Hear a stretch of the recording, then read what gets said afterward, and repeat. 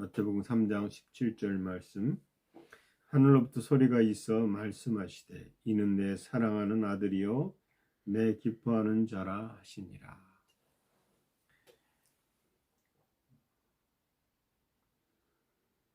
오늘은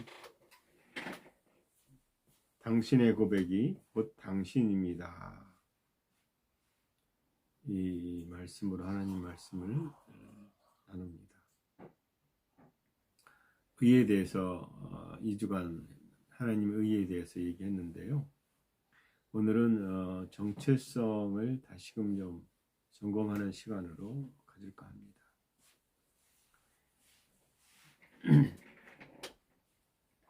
우리가 우리 자신을 평가하는 기준들이 있습니다. 어떤 기준들이 있을까요? 흔히들 우리의 자존감을 높여야 된다라고 말을 합니다. 그래서 행복하기 위해서는 자존감을 높인다. 그리고 이것을 심리학에서는 세 가지 축을 얘기합니다.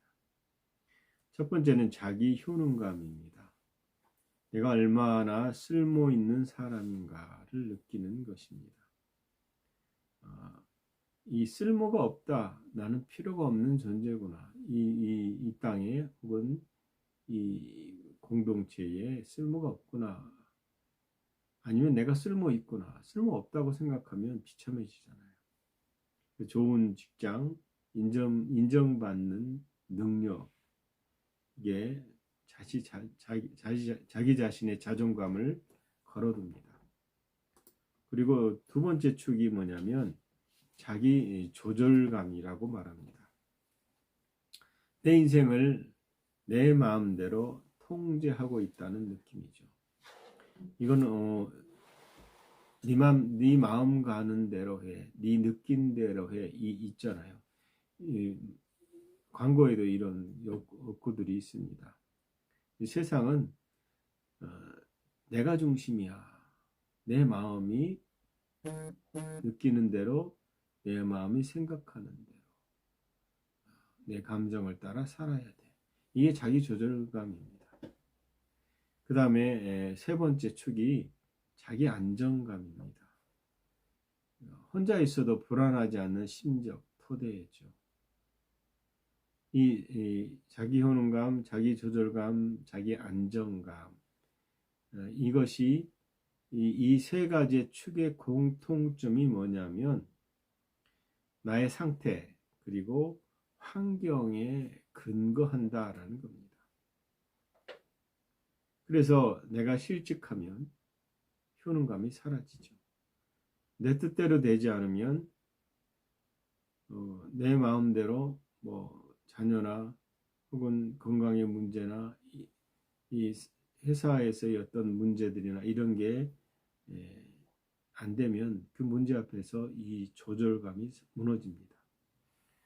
또 환경이 조성이 안 되고 흔들리면 안정감도 파괴됩니다. 결국 이 말이 뭐냐면 그 정체성의 시작점이 어디에 있느냐라는 겁니다. 눈에 보이는 감각적 세계, 즉 우리 보통 사람들이 세우는 정체성은 소유나 성취의 베이스를 바탕을 두고 있습니다. 그러나 이것은 모래 위에 지은 집과 같습니다. 만약에 이게 영원하다면 그렇게 하십시오. 그런데 이건 영원하지 않고 육체 아무리 이것을 잘 세워놔도 육체가 생명을 끝나면 끝입니다. 이 세웠던 것이. 그래서 우리가 눈여겨볼 게 어디에다가 정체성을 두고 시작할 것인가. 이 모델이 바로 예수님이십니다. 여러분, 예수님이 사역을 시작하시기 전에 우리에게 전혀 다른 정체성의 기초를 보여주었습니다. 그분은 1세기에 이 지상을 걸으셨던 분입니다. 최근에 제가 어떤 간증을 잠깐 봤더니 미국의 달을 갔던 우주 비행사의 고백입니다. 그분은 우주 비행선을 타고 달에 도착해서 달나라가 아니고 이상하네요. 달이네요. 달을 걸어서 18시간을 걸었습니다. 근데 그의 고백은 내가 달을 표면을 18시간을 걸은 것보다 더 위대한 것은 예수님이 이 지상을 걸으셨던 사건이다. 이렇게 고백을 했습니다. 저는 그 고백을 들으면서 또 이상한 생각을 했습니다. 더 위대한 사건은 그분이 이 지상을 걸으셨던 것뿐만 아니라 우리를 성전 삼으셨다. 이게 더 큰 고백이라는 생각을 했습니다. 그러나 중요한 것은 그분이 이 땅의 지상에서 거느렸고 그리고 정말 많은 사람들에게 영향력을 끼쳤던 분이십니다.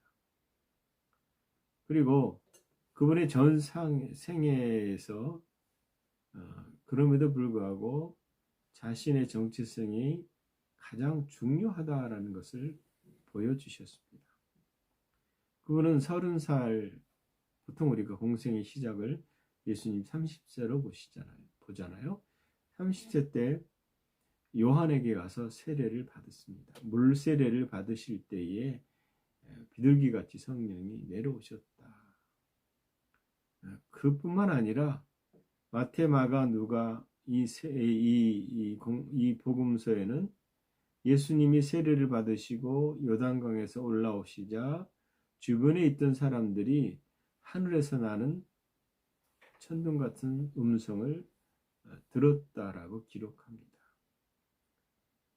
뭐라고 되어 있죠? 이는 내 사랑하는 아들이요 내 기뻐하는 자라. 예수님을 향해서 하나님이 선포하신 겁니다. 우리는 이 말씀을 대부분 예수님만 향해서 있다라고 생각하는데 우리가 정체성과 거듭남에 대한 이해가 생기면 이 말씀은 예수님을 향한 또한 우리를 향한 하나님의 선언이다라는 것을 인정하게 될 것입니다. 예수님이 공생애를 시작하시기 전에 공적으로 왜 이런 선언을 들으시고 또 인정받으셨는가에 대한 의미를 생각할 필요가 있습니다. 여러분, 세례를 받으실 때에 예수님을 향해서 하나님이 이제 가서 세상에 복음을 전하고 옳은 일을 해라 이렇게 말씀하지 않으셨습니다. 또 내 법을 지켜라. 죽음과 마주할 때 두려워하지 마라. 내가 다시 살릴 것이다. 이것도 하지 않으셨습니다. 하나님은 곧장 그 아들의 신분에 대해서 구체적으로 말씀하신 겁니다. 가장 중요한 우선순위가 바로 이 정체성이다라는 거죠. 그래서 하나님이 사랑과 인정의 이 축복을 선언하실 때에 예수님은 단 한 사람의 제자도 부르시기 전입니다. 한 명의 제자도 없으셨습니다. 그리고 기적도 행하지 않으셨습니다. 아버지의 뜻을 완수하기도 전입니다. 다 마치고 나니까 그분이 생애를 그러니까 그분이 부르심을 감당하고 난 다음에 그래 역시 내 아들이야. 내 사랑하는 아들이야. 내 말 참 잘 들었어. 라고 선언한 게 아니라 그분은 아무것도 하지 않으셨습니다. 그냥 세례를 받으실 때에 그때 그분이 그 음성을 들었다라는 사실입니다. 여러분, 사람들은 나도 좀 들었으면 좋겠다. 여러분 들을 수 있습니다. 그분 앞에 머무르시면 그분이 그렇게 말씀하는 것을 분명히 들을 수 있습니다. 왜요? 예수님이 약속하셨잖아요. 예수님이 내가 한 일을 너희도 할 것이요 라고 말할 때 그것은 그분이 모델이 되셨기 때문이죠. 그 다음에 그분이 어디로 가십니까? 예수님이 요단강에서 세례를 받으신 다음에 성령께서 예수님을 광야로 몰아가십니다. 여러분 잘 보십시오. 성령님을 통해서 하나님이 예수님의 정체성을 인정하신 다음에 그 다음에 성령께서 그를 이끌어서 광야로 가셨다라는 겁니다.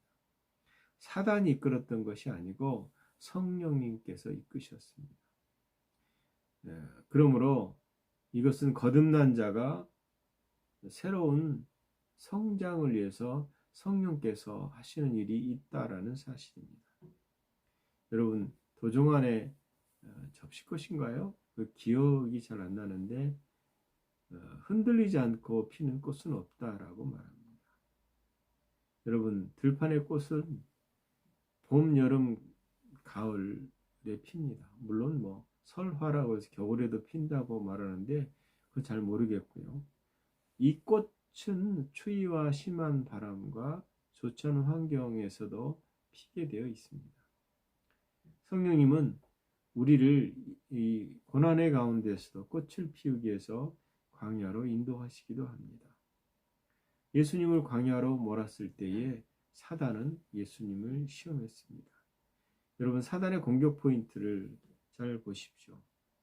그는 반복해서 예수님을 향해서 내가 만일 하나님의 아들이거든이라고 말합니다. 사단이 예수님의 능력을이나 그의 신분을 의심한 게 아닙니다. 그러나 사단의 이 미혹은 예수님의 정체성을 의심하게 만들었습니다. 여러분 이것과 똑같지 않습니까? 아담에게 사단이 하나님에 대한 신뢰를 무너뜨리는 미혹을 하잖아요. 미혹의 말을 하잖아요. 하나님이 정말 그렇게 말씀하시더냐? 하나님이 정말 이렇게 내가 진짜 하나님의 아들이라면 지금 배고픈 걸 해결해 봐라. 내 신분을 증명해 봐라. 이것이 우리를 향한 미혹과 똑같습니다. 내가 진짜 그리스도인이라면 왜 이 모양으로 사냐? 내 신분을 내 능력으로 증명해 봐라. 그러나 예수님은 자신의 감정이나 상황으로 대응하지 않으셨습니다. 기록된 성경의 진리대로 대응하셨다라는 거죠. 예수님이 이미 하나님이 확정하신 너는 내 아들이다. 이 약속 위에 서 있습니다. 그러니까 굳이 너에게 내가 왜 증명해야 되니? 이미 나는 아들인데. 그래서 이 정체성이 흔들리지 않을 때는 더 이상 유혹이 되지 못한다라는 사실입니다.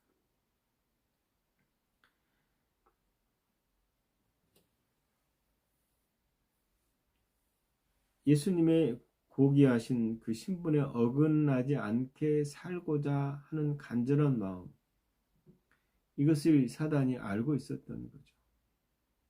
그러나 예수님은 자기가 간절한 마음보다 이미 선언된 것을 붙드셨다라는 겁니다. 이 말이 좀 생각을 좀 할 필요가 있습니다. 우리가 예수님을 믿고 난 다음에 정말 열심히 부지런히 헌신의 삶을 사는데 그게 결국은 내가 중심이 됐을 때 사단은 이것을 무너뜨려서 절망에 가게 할 수 있습니다. 즉 주체가 내가 아니라 그분이 우리에게 선언하신 그 말씀이 주체가 돼서 말씀에 이끌려서 살아가는 존재. 이 정말 중요한 것 같아요. 여러분 그 다음에 예수님이 어디로 가신지 그 행적을 보십시오. 이 광야 40일 금식 후에 사단으로부터 이 시험을 통과하고 나서 고향으로 돌아갑니다. 그래서 고향에 가셔서 회당에 들어가서 예배를 드릴 때에 그분이 이사야 말씀을 사람들에게 낭독하셨습니다.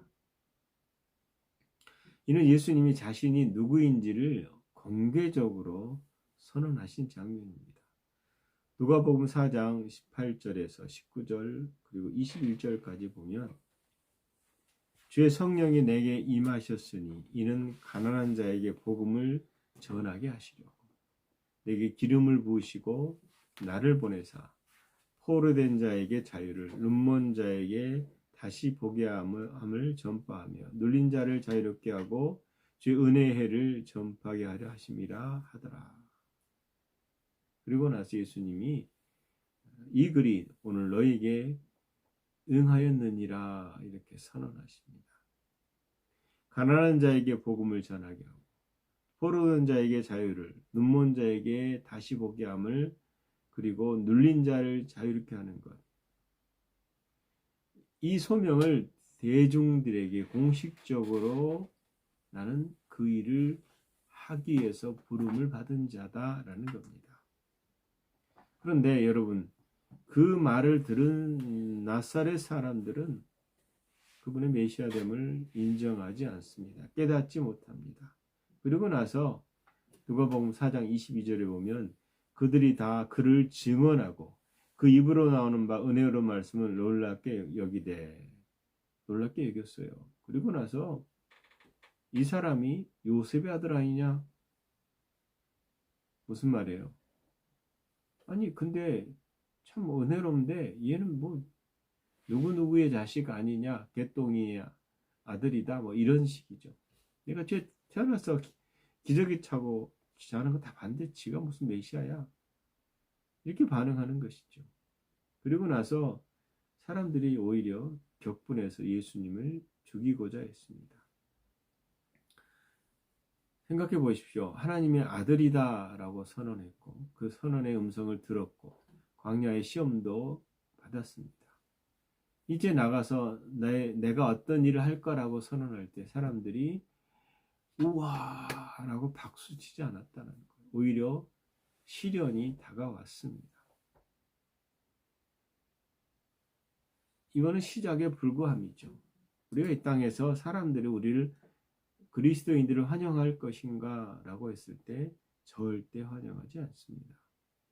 우리가 복음으로 말씀으로 살아가고자 할 때 사람들은 박수치지 않습니다.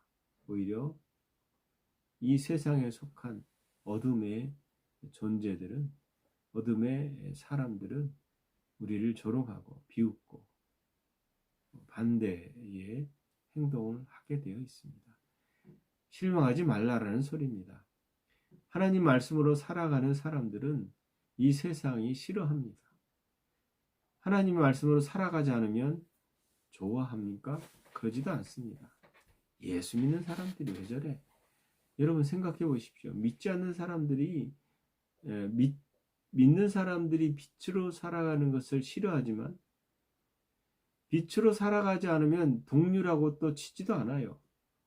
스스로 구별해서 야 믿는 사람이 뭐 저래 욕하고 예의 그러니까 교회 한다냐. 웃기잖아요. 자기랑 같은 동료의 행동을 하면 비난하고 싫어해요. 야, 예수 믿으면 똑바로 살아라. 그런데 오히려 또 바르게 살면 그걸 또 질투하고 미워해요. 그러니까 우리는 이 세상에 속하지 않았다라는 정확한 전제의 이해가 있어야 된다라는 겁니다. 그리고 예수님은 정체성에서 절대 벗어나지 않았습니다. 그리고 자신의 메시지를 구체적인 삶에서 꾸준하게 적용하고 또 청중들에게 필요를 채워주셨습니다. 예수님이 그러셨거든요. 자기 정체성에 맞게 설교하시고 나는 선한 목자라. 선한 목자는 양들을 위하여 목숨을 버리거니와 그리고 자기 자신을 버리셨어요. 그분의 정체성으로 우리가 나아갈 하나님께 예수님께 나아갈 이유를 설명하십니다. 내가 곧 진리요 생명이요 내가 길이요 진리요 생명이니 나로 말미암지 않고는 아버지께로 올 자가 없느니라 라고 말씀하셨습니다. 예수님이 자신의 권위를 정체성을 통해서 선언하십니다. 나는 부활이요 생명이니. 내가 부활이고 내가 생명이다. 나를 믿는 자는 죽어도 살겠고 무릇 살아서 나를 믿는 자는 영원히 죽지 아니하리라. 이렇게 말씀합니다. 그러니까 무슨 말이냐면 예수님이 그냥 단순하게 진리를 선언하는 것에 그치지 않고 그 진리대로 행동과 권능을 하고 그 증언을 뒷받침했다라는 사실입니다. 내가 예수님이 죽은 나사로 앞에서 어떻게 행동하셨어요?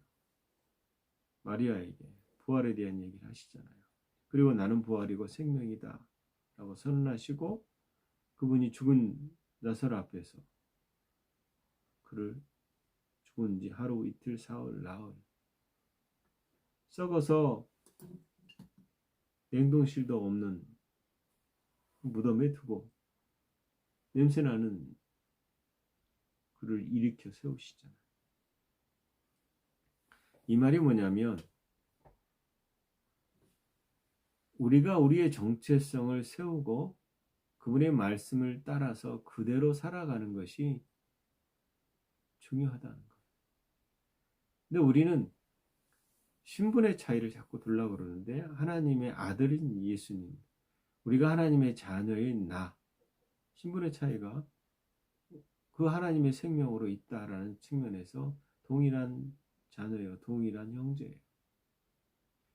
그리고 그분이 그 말씀대로 살고 너희가 내 안에서 그 일을 하게 돼 있다 라고 말할 때 못할 일을 우리에게 하신 것이 아니라 할 수 있는 것을 하라고 하시는 겁니다. 내가 한 일을 너희도 할 것이요 라고 말할 때 그것은 내가 할 수 있는 일이다. 우리가 할 수 있는 일이다 라는 거예요. 그런데 그게 할 수 있는 일은 뭐냐 전제가 내 안에 거하라. 내 안에 거하라. 성령님을 쫓아라. 예수 이름을 행하라. 그것이 분명히 우리에게 말씀하시는 예수님의 명령입니다. 그래서 우리가 그분의 뜻대로 살아갈 수 있는 존재예요. 그렇게 지음을 받았기 때문에. 여러분, 이것이 거짓말이 아니라 성경이 우리에게 말씀하는 바죠.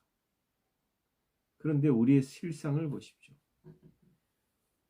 저는 예수님이 내게 성령이 임하셨으니 라고 말하고 그 자신의 해야 될 정체성이 곧 우리가 고백해야 될 정체성, 우리의 사명, 우리가 해야 될 일이다라는 사실에 전율한 적이 있습니다. 아, 이게 예수님을 향한 것이지만 곧 나를 향한 것이구나.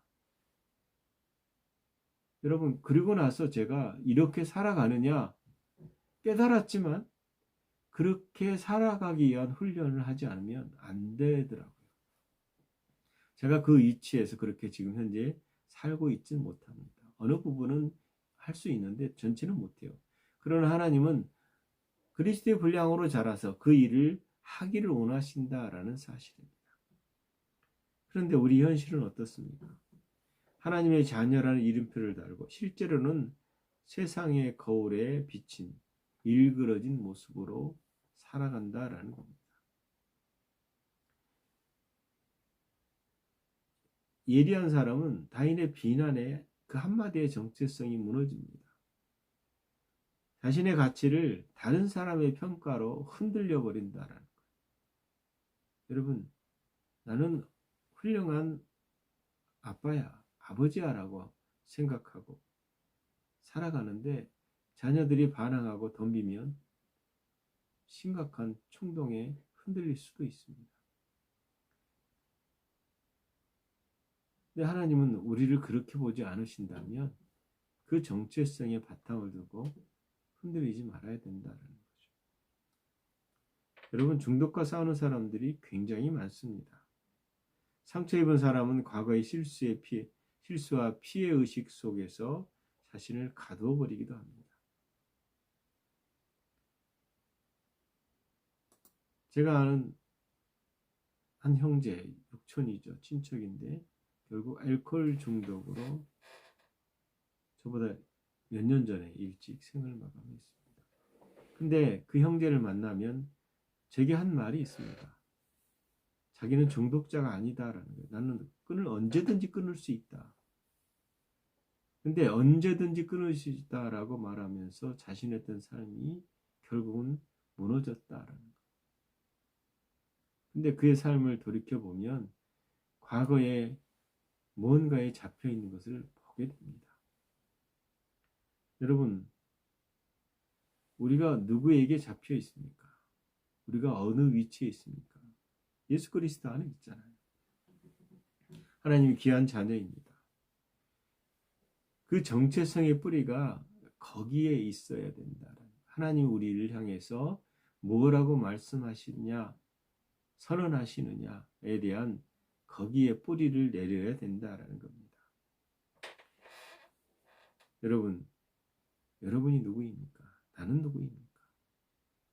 거울 앞에 서서 여러분의 이름, 직업, 소유, 과거의 상처를 다 걷어내고 난 뒤에 남는 것이 누구냐라는 거예요.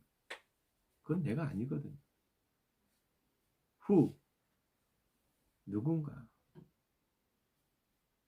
여러분, 진리가 너희를 자유케 하리라 라는 요한복음 8장 32절이 있습니다. 그러나 31절에 있는 진리를 알지니 진리가 너희를 자유케 하리라 라는 전제에 31절은 내 말이 거하면 참 제자가 되고 그 다음에 진리를 알지니 문장이 끊어진 게 아니거든요. 하나거든요.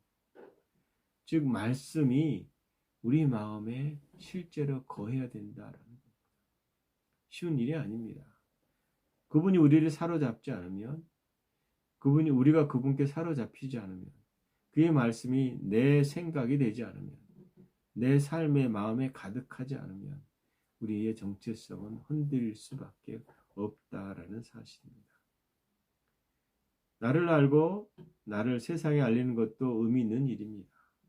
그러나 정말 귀한 것은 너는 내 아들이다. 너는 내 딸이다. 내가 사랑하는 자녀다.